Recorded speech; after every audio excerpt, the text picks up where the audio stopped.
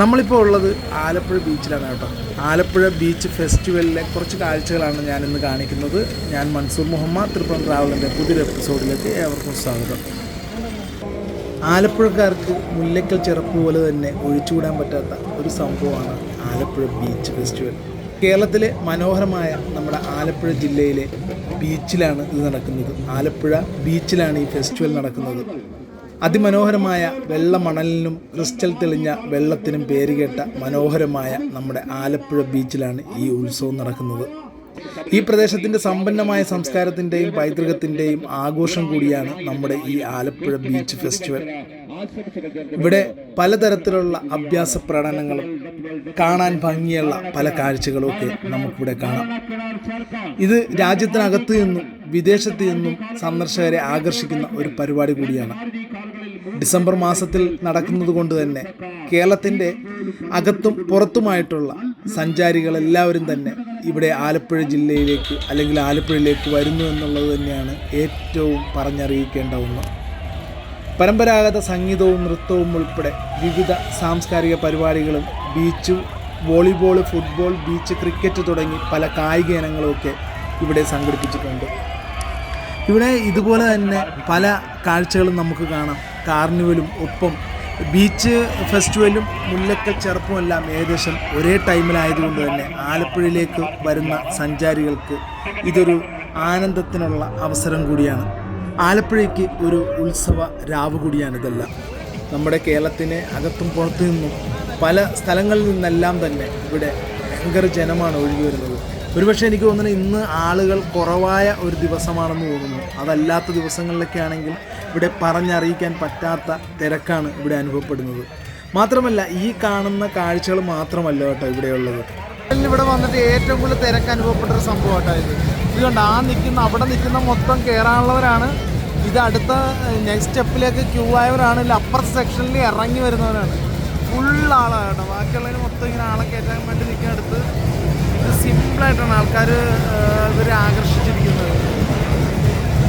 ഇവിടുത്തെ ഏറ്റവും വലിയ ആകർഷണം എന്ന് പറയുന്നത് ഫുഡ് ഫെസ്റ്റിവലും കൂടി ഇതിനോടൊപ്പം നടക്കുന്നുണ്ട്. അതിൻ്റെ സെറ്റിങ്സ് ഒന്നും ഇവിടെ ആകാത്തത് കൊണ്ടാണ്. അതിൻ്റെ പ്രധാനപ്പെട്ട ഒരു ആകർഷണം തന്നെയാണിത്. സമുദ്ര വിഭവങ്ങൾ ഉൾപ്പെടെയുള്ള വൈവിധ്യമാർന്ന നാടൻ വിഭവങ്ങളും പരമ്പരാഗത വിഭവങ്ങളും എല്ലാം തന്നെ പായസം ഉൾപ്പെടെ ഇവിടെ കോർത്തിണക്കിക്കൊണ്ടുള്ള സംഭവങ്ങളെല്ലാം ഇവിടെ അണിയിച്ചൊരുക്കിക്കൊണ്ടിരിക്കുകയാണ്. അതുപോലെ തന്നെ ഇവിടെ ആളുകളെ ആകർഷിക്കുന്നതിന് വേണ്ടിയിട്ട് ഇതുപോലെ പല കൗതുക പരിപാടികളും എല്ലാം നടക്കുന്നുണ്ട് കേട്ടോ. ഇവിടെയൊക്കെ ഓരോ വളയമേറും അതുപോലെ തന്നെ ബോളെറിഞ്ഞ് ഉള്ള പരിപാടികളും അങ്ങനെയെല്ലാം പലതരത്തിൽ മുതിർന്നവർക്കും കുട്ടികൾക്കും എല്ലാം ഒരുപോലെ ആകർഷിക്കാൻ പറ്റുന്ന അല്ലെങ്കിൽ ആസ്വദിക്കാൻ പറ്റുന്ന തരത്തിലുള്ള കാഴ്ചകളും വിഭവങ്ങളും അതുപോലുള്ള അഭ്യാസ പ്രകടനങ്ങളും എല്ലാം തന്നെ ഇവിടെ കോർത്തിണക്കിയിട്ടുണ്ട്. അല്ലെങ്കിൽ ഇവിടെ ഞാൻ പറഞ്ഞില്ലേ ഇവിടെ പലതരത്തിൽ നമ്മൾ ആകർഷിപ്പിക്കുന്ന പരിപാടികളുണ്ടെന്നത്. ഇതുപോലെ നമ്മൾ ഇതിങ്ങനെ ഹാങ് ചെയ്ത് തൂങ്ങി നിൽക്കുകയാണെന്നുണ്ടെങ്കിൽ അതായത് 1000 രൂപ 2000 രൂപയ്ക്കാണ് പ്രൈസ് കൊടുക്കുന്നത്. കൊച്ചു കുട്ടികൾ വരെയും നിൽപ്പുണ്ട് കേട്ടത്. ഈ പയ്യനൊക്കെ എനിക്ക് ഇഷ്ടപ്പെട്ട പയ്യനാണ്, കൊച്ചു പയ്യനാണ്. പക്ഷേ ഇവർ ഈ പറയുന്ന പോലെ 120 സെക്കൻഡിനാണ് 1000 രൂപ. 150 സെക്കൻഡ് നിൽക്കുകയാണെങ്കിൽ 2000 രൂപ കൊടുക്കും. പക്ഷെ നമ്മളോർക്കും ഇത് എളുപ്പമാണെന്ന് ഓർക്കും. പക്ഷേ ഇതിൻ്റെ മേലത്തെ ആ സംഭവം ഉണ്ടല്ലോ, ഈ പിടിക്കുന്ന വശം, അതിങ്ങനെ ഒരു ഉരുണ്ടാണ് ഇരിക്കുന്നത്. അതുകൊണ്ട് തന്നെ നമ്മുടെ കൈ ഇങ്ങനെ അതിനനുസരിച്ച് ഇങ്ങനെ തെന്നിപ്പോവും. അതല്ലെന്നുണ്ടെങ്കിൽ ഈ കുട്ടികളൊക്കെ നല്ല ചീള് പോലെ ഇത് കൈകാര്യം ചെയ്തേനെ. പക്ഷെ അതിങ്ങനെ ഉരുണ്ടുരുന്ന് വരുന്നതുകൊണ്ടാണ് കണ്ട ഇതിങ്ങനെ പിടിച്ച് നമ്മൾ കൊടുക്കണം. ഇതാണ് ഇവരുടെ ട്രിക്കും.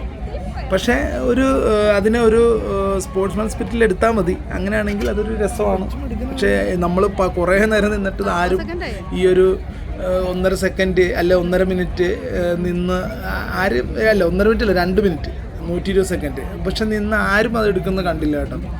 പക്ഷേ കുറേ സമയം നിന്നു. പക്ഷേ ഇതൊക്കെ 1 മിനിറ്റൊക്കെ കഴിഞ്ഞപ്പോൾ അല്ലെങ്കിൽ 1.5 മിനിറ്റ് വരെയൊക്കെ പിടിച്ചു നിന്നവരൊക്കെ ഉണ്ട്. പക്ഷേ 2 മിനിറ്റ് ആയപ്പം 2 മിനിറ്റ് നിന്നാലേ 1000 രൂപയെ കിട്ടുകയുള്ളൂ. പക്ഷേ ഇത് പങ്കെടുക്കുന്നതിന് 100 രൂപ വേറെ കൊടുക്കുകയും ചെയ്യണം. അതാണ് അവരുടെ ലാഭം. ഇത് നടത്തിപ്പുകാരുടെ ലാഭം എന്ന് പറയുന്നത് അതാണ്. ബീച്ച് ഫെസ്റ്റിവലിനോടനുബന്ധിച്ച് ഇതുപോലെ പല സംഭവങ്ങളുണ്ട് കേട്ടോ. പല കാര്യങ്ങളും, അതായത് ഒരു പാർക്ക് തന്നെ ഇവിടെ സെറ്റ് ചെയ്തിട്ടുണ്ട്. അതായത് ഞാൻ നേരത്തെ പറഞ്ഞ പോലെ എല്ലാ കുട്ടികളെയും എല്ലാവരെയും ആകർഷിക്കാൻ വേണ്ടിയിട്ടാണ്. ഇത് നമ്മുടെ സ്ഥിരം കാർണിവലിലൊക്കെ നമ്മൾ കാണുന്ന വളയമേറ് അതുമൊക്കെ ഒരു ട്രിക്കാണ്. ഈ ചൂരലായതുകൊണ്ട് തന്നെ അതിങ്ങനെ തെറിച്ച് നിൽക്കുന്നതുകൊണ്ട് തന്നെ ഇവിടെ ആർക്കും അങ്ങനെ കിട്ടുന്നത് ഞാൻ കണ്ടില്ല കേട്ടോ. പിന്നെ വേറൊരു സംഭവമുണ്ട്, അത് ഞാൻ പുറകെ കാണിച്ചു തരാം. ഇത് കണ്ടോ, ട്രെയിൻ, അങ്ങനെ കുറേ സംഭവങ്ങളെല്ലാം. അതായത് കുട്ടികളൊക്കെ വന്നു കഴിഞ്ഞാൽ എനിക്ക് തോന്നുന്നു വേറെ ഒരു പിക്നിക് മൂഡിൽ അവർക്ക് ഇവിടെ വന്ന് പോകാനായിട്ട് സാധിക്കും. എനിക്ക് തോന്നുന്നു വേറെ സ്ഥലങ്ങളിലൊന്നും പോകേണ്ട കാര്യമില്ല. ഇത് കണ്ടത്, ഇതാണ് ബോൾ എയർ. ഇതിനകത്ത് 18 പോയിൻ്റ് മേപ്പോട്ട് വന്നാൽ മാത്രമേ ഇവർ നമുക്ക് പ്രൈസ് തരുള്ളൂ. 18 പോയിൻ്റ് കിട്ടണമെന്നുണ്ടെങ്കിൽ വലിയ പാടാണ്. ഇതിങ്ങനെ നമ്പർ ഇങ്ങനെ എടുത്ത് വെച്ചിരിക്കുക. അതിനകത്ത് 6ഉം 5ഉം ഒക്കെ കൂടുതൽ വരണം. പക്ഷേ അതിനകത്ത് ആകെ 6ഉം 5ഉം ഉള്ളത് ഓരോ സ്ഥലത്തേ ഉള്ളൂ. ബാക്കിയൊക്കെ ഒന്നിൽ കൂടുതൽ സ്ഥലത്തുണ്ട്.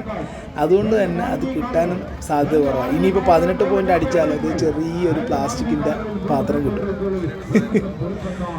എല്ലാം ഉടായ്പെന്ന് പറയുന്നില്ല, ജീവിക്കാനുള്ള ഓരോരോ മാർഗങ്ങൾ.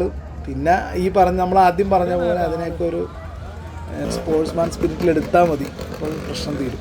ഇവിടെയൊക്കെ ഒത്തിരി ഫുഡുള്ള സ്ഥലങ്ങളുണ്ട് കേട്ടോ. അതുപോലെ ആകർഷിപ്പിക്കുന്ന പല കാര്യങ്ങളും നമ്മുടെ ഇവിടെയുണ്ട്. ഈ കുതിര സവാരിയുണ്ട്, അങ്ങനെ ഒത്തിരി. പിന്നെ ഈ പറഞ്ഞ പോലെ നമ്മുടെ ബീച്ച്, ആലപ്പുഴ ബീച്ച് എന്ന് പറയുന്നത് ഏറ്റവും ഭംഗിയുള്ള കേരളത്തിലെ ബീച്ചുകളിൽ ഒന്നാണ്.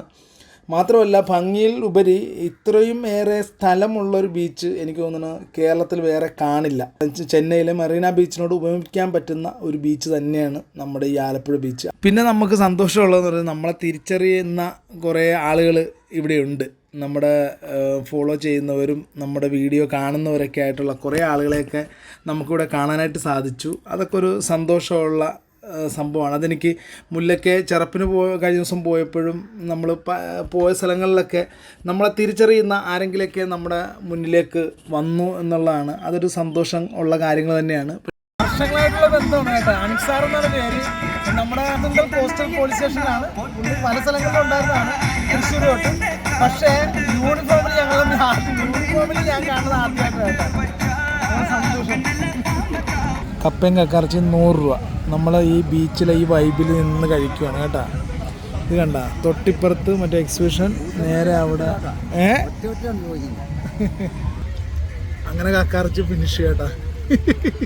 എന്തായാലും കേരളത്തിൻ്റെ സമ്പന്നമായ സംസ്കാരവും പൈതൃകവും ആസ്വദിക്കാൻ താല്പര്യമുള്ള ഏതൊരാൾക്കും രസകരവും ആവേശകരവുമായ ഈ ബീച്ച് അവധിക്കാലം ആസ്വദിക്കാൻ ആഗ്രഹിക്കുന്നവർ തീർച്ചയായും സന്ദർശിക്കേണ്ട ഒരു സ്ഥലം തന്നെയാണ് നമ്മുടെ ഈ ആലപ്പുഴ ബീച്ച്. അപ്പോൾ എന്തായാലും എല്ലാവർക്കും ഈ ഒരു വീഡിയോ ഇഷ്ടമായെന്ന് വിചാരിക്കുന്നു. അടുത്തൊരു വീഡിയോയുമായി കാണുന്നവരെ സൈനിങ് ഔട്ട്, മൻസൂർ മുഹമ്മദ്.